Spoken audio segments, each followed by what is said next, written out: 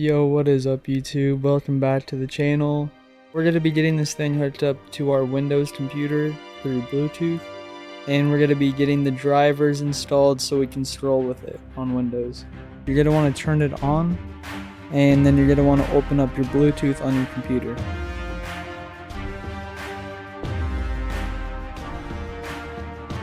So now that you got your Bluetooth open on your computer, you're going to want to go to add device, go to Bluetooth, and you're going to find your mouse.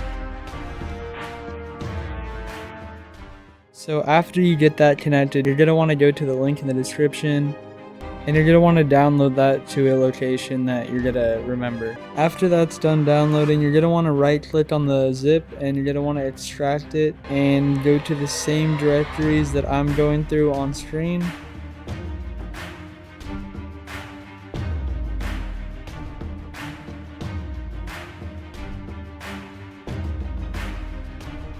And you should find this Apple Mouse program.